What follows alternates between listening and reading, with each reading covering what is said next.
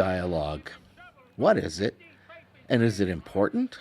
In practical terms, it communicates information to the audience, but it is also used to develop and reinforce character traits, and it provides a certain music to the ear. Great screenwriters are aware that they are writing in pictures. Movie writing is visual writing, nothing less. But great dialogue can really make a movie soar. Audiences love to quote their favorite lines like, "Fasten your seatbelts, it's going to be a bumpy night," or "I'll make him an offer he can't refuse."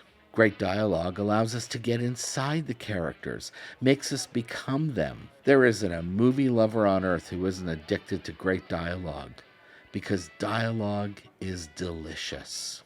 I could have chosen from dozens of examples, but I've narrowed the field to 4 films whose dialogue is so great it makes me feel good about myself.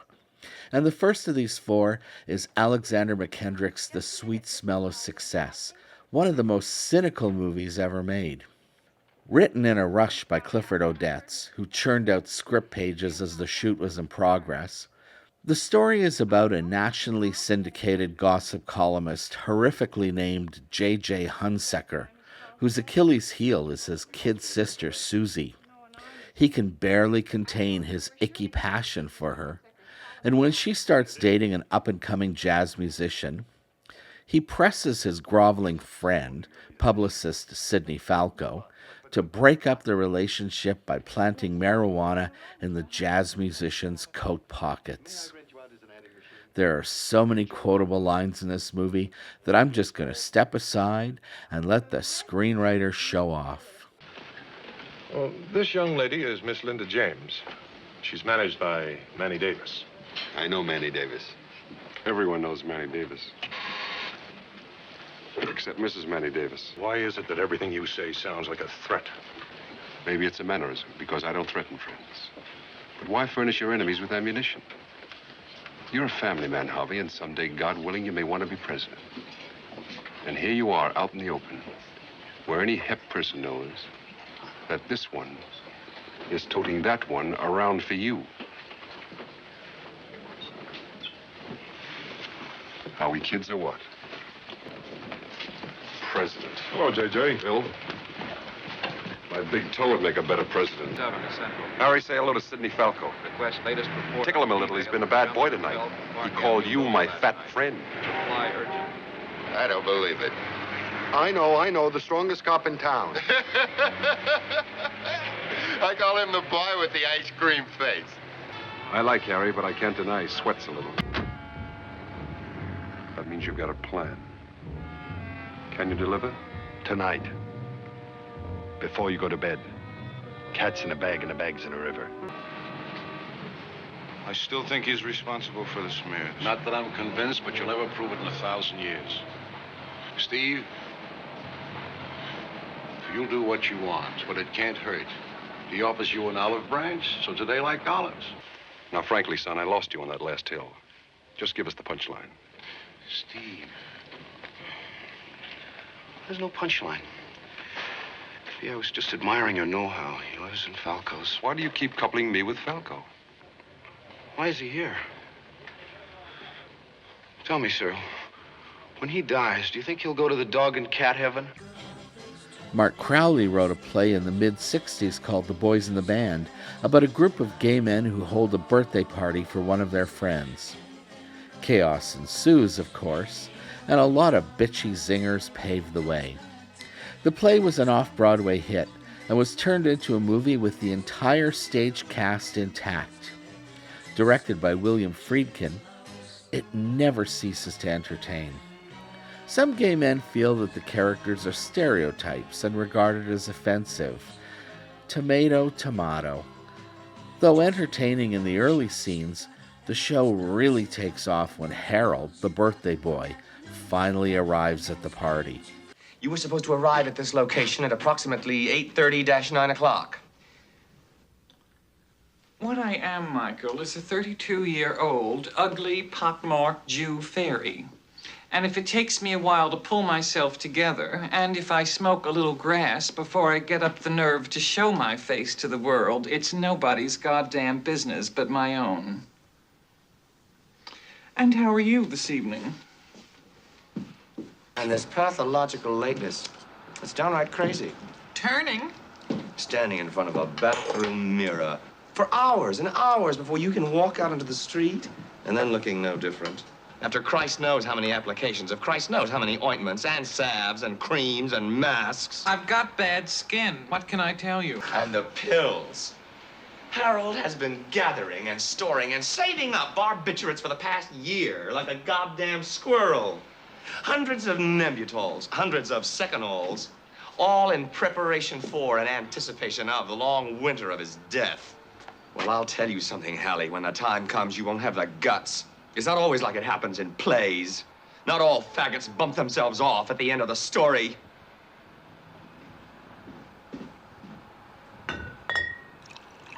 What you're saying may be true. Time will undoubtedly tell. In the meantime, you've left out one detail. The cosmetics and astringents are paid for, the bathroom is paid for, the tweezers are paid for, and the pills are paid for. Now it's my turn. And ready or not, Michael, here goes. You're a sad and pathetic man. You're a homosexual and you don't want to be. But there's nothing you can do to change it. Not all your prayers to your God. Not all the analysis you can buy and all the years you've got left to live. You may very well one day be able to know a heterosexual life, if you want it desperately enough. If you pursue it with the fervor with which you annihilate. But you'll always be homosexual as well. Always, Michael. Always. Until the day you die.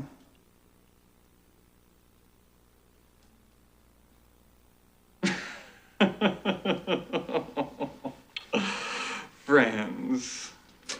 Oh, thanks for the nifty party. Russ Meyer was in the Signal Corps, where he learned how to shoot and edit film. Returning after the war, he decided to follow his dream of making softcore movies featuring gigantic breasts on curvaceous women. His early indies were brazen, full of action and adventure, violent and yet a little bit campy. When he was invited to Hollywood to make a big movie, he teamed up with film critic Roger Ebert to create Beyond the Valley of the Dolls. A very loose retelling of the Manson murders, it chronicles the rise of a talented all-girl rock band in hippie, trippy L.A. Perhaps the greatest achievement of the two writers can be found in the film's party scenes, filled with spectacular innuendo. This is my happening, and it freaks me out. Well now, Harris, we meet again. Come into my den, said the spider, etc. I was looking for somebody. Anybody I know? Where do you get this anybody I know business? From one of those pornographic movies you star in? I mean my, controversial box office blockbusters? Ashley St. Ives. I saw one of your movies once. I think it was the one about the, teenage incest trial. You'll have to help me on the research for the next one. So you're an ear freak? Name some more. All right, then. How about a toe freak? I need it. I want it. A beautiful woman kissing me between the toes. People who wear sandals must not get very many volunteers. Why did you change? Into something more titillating? That sounds vaguely obscene. You're a groovy boy. I'd like to strap you on sometime. And if there's anything I can't stand, it's vagueness. Harris. A deathly dry gin martini. Aaron Sorkin was a happening playwright who scored a big hit in the 90s with A Few Good Men. He went on to create and run the highly regarded TV show The West Wing about the White House. Then, in 2011, he won an Oscar for writing The Social Network, the story of how weirdo Mark Zuckerberg created Facebook and made $1 billion in the process. Sorkin shuffles the deck, inserting scenes of a deposition in the timeline to make us understand that such an undertaking drew a lot of ire and that the stakes were always very, very high. This opening scene lays it all out in the line. Mark is on a date, but he has no manner with girls, inadvertently insulting her to her core. The movie's theme is set out in this brilliant scene. This nerd created a global phenomenon just because he was rejected by a nice girl. He can have $1 billion, but all he really wants is for people to like him. Well, good luck. You just concentrate on being the best you can be. Did you really just say that? I was kidding. Although just because something's trite doesn't make it any less I want to try to be true. straightforward with you and tell you that I think you might want to be a little more supportive. If I get in, I will be taking you to the events and the gatherings, and you'll be meeting a lot of people you wouldn't normally get to meet. You would do that for me? We're dating. Okay. Well, I want to try and be straightforward with you and let you know that we're not anymore. What do you mean? We're not dating anymore, I'm sorry. Is this a joke? No, it's not. You're breaking up with me? You are going to introduce me to people I wouldn't normally have the chance to meet. What is that supposed to mean? Wait, settle down. What is it supposed to mean? Erica, the reason we're able to sit here and drink right now is because you used to sleep with the door guy. The door guy, his name is Bobby. I have not slept with the door guy. The door guy is a friend of mine, and he's a perfectly good class of people. And what part of Long Island are you from? Wimbledon? Wait. I'm going back to my dorm. Wait. Is this real? Yes. Okay, then wait. I apologize, okay? I have to go study. Erica? Yes. I'm sorry, I mean it. I appreciate that, but I have to go study. Come on, you don't have to study. You don't have to study. Let's just talk. I can't. Why? Because it is exhausting. Dating you is like dating a stairmaster. All I meant is that you're not likely to... Currently. I wasn't making a comment on your parents. I was just saying that you go to BU. I was stating a fact. That's all. And if it seemed rude, then of course I apologize. I have to go study. You don't have to study. Why do you keep saying I don't have to study? Because you go to BU. You want to get some food? I am sorry you are not sufficiently impressed with my education. I'm sorry I don't have a rowboat, so we're even. I think we should just be friends. I don't want friends. I was just being polite. I have no intention of being friends with I'm under some pressure right now from my OS class, and if we could just order some food, I think we should be... Okay, you are probably going to be a very successful computer person. But you're going to go through life thinking that girls don't like you because you're a nerd. And I want you to know from the bottom of my heart that that won't be true. It'll be because you're an asshole.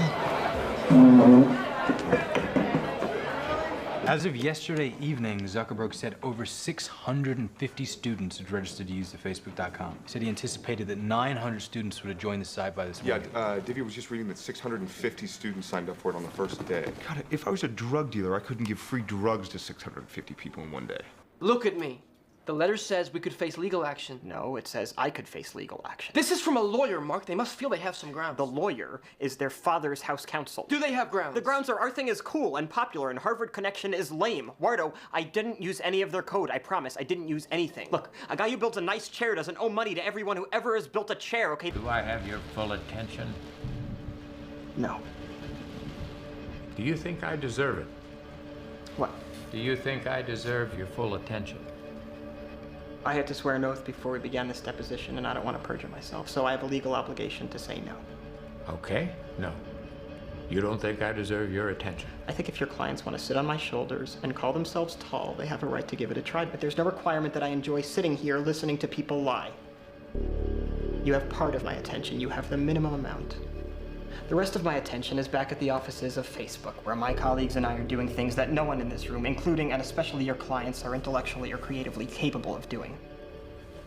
Did I adequately answer your condescending question? You signed the papers. You set me up. You're gonna blame me because you were the business head of the company and you made a bad business deal with your own company? It's gonna be like I'm not a part of Facebook. It won't be like you're not a part of Facebook. You're not a part of Facebook. My name's on the masthead. You might want to check again. It's because I froze the account? You think we were gonna let you parade around in your ridiculous suits pretending you were running this company? Sorry! My Prada's at the cleaners! Along with my hoodie and my fuck you flip-flops, you pretentious douchebag! Security's here. You'll be leaving now? I'm not signing those papers. We will get the signature. You better lawyer up, asshole. Because I'm not coming back for 30%. I'm coming back for everything.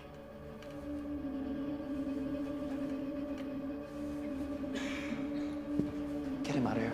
It's okay, I'm going. Hang on. Almost forgot. Here's your $19,000. I wouldn't cash it, though. I drew it on the account you froze.